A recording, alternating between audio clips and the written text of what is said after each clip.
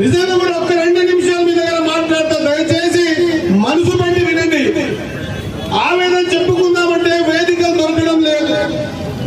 ఆవేశంగా తీసుకునే నిర్ణయాల వల్ల రాజకీయ ఎదుగుదల ఆగిపోతా ఉంది, ముందుకు పోలేకపోతా ఉన్నాం.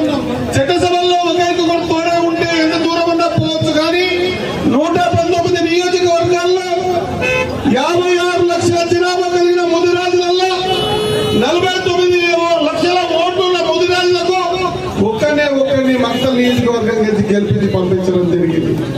అదే ఒక్కడి బదులు 10 మంది ముదిరాజులు ఈరోజు అసెంబ్లీలో ఉంటే మన పరిస్థితులు ఈ విధంగా.